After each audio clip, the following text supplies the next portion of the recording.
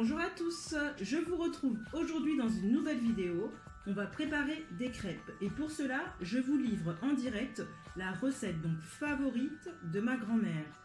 Alors, elle est simple, c'est une recette simple et pour cela, il ne nous faut pas grand-chose. Il nous faudra un pot en verre, de la cannelle,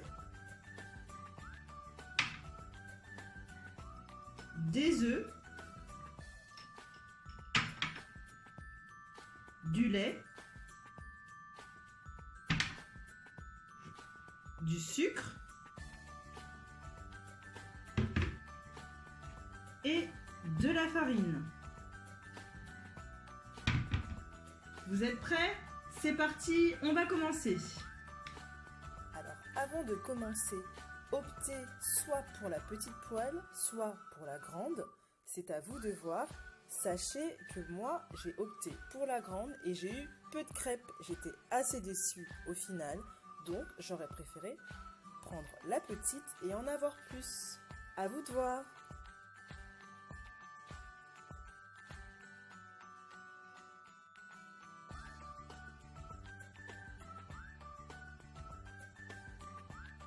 Commencez par ajouter 3 pots de farine,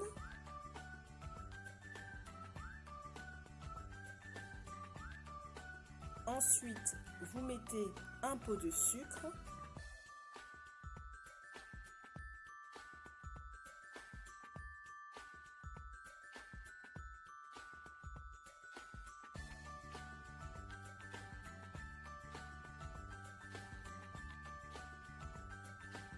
une pincée de cannelle pour ceux qui aiment,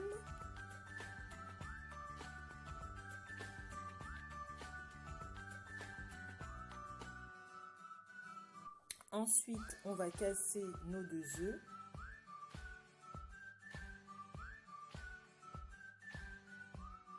on ajoute les 2 pots de lait,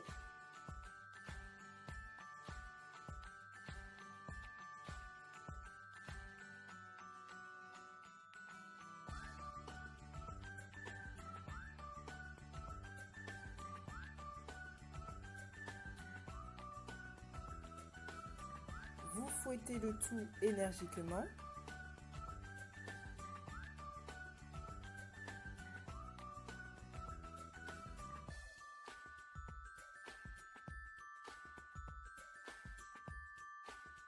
Ajoutez une noisette de beurre dans votre poêle ou sinon préférez l'huile d'olive. Versez environ un quart de pâte à crêpes au centre de la poêle et en même temps soulevez la poêle du feu, inclinez-la et tournez-la dans toutes les directions. Si votre crêpe a des trous, ajoutez rapidement quelques gouttes de pâte pour les remplir.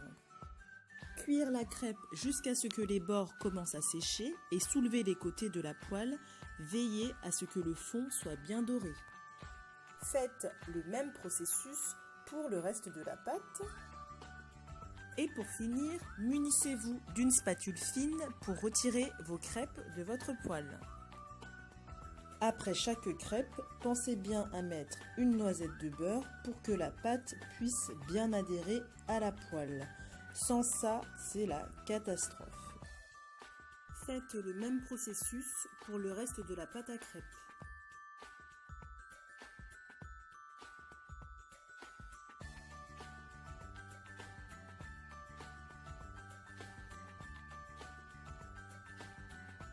Surveillez bien la cuisson de vos crêpes. Et oui, c'est assez long. On me voit devant le fourneau. Mais bon, c'est pour la bonne cause, car après, on se régale.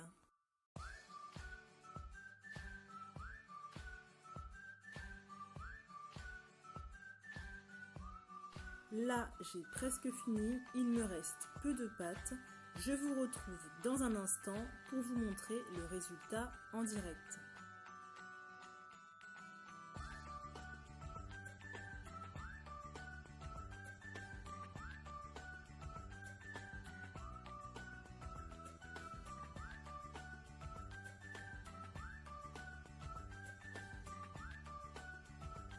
Alors, avez-vous réussi vos crêpes? Les miennes sont délicieuses. Mangez-les avec de la pâte à tartiner, du sucre, de la confiture. Faites-vous plaisir. Quant à moi, je vous souhaite un bon appétit. Je vous retrouve dans une prochaine vidéo. N'oubliez pas, mettez-moi un j'aime si vous avez aimé ma recette et abonnez-vous à ma chaîne. À bientôt!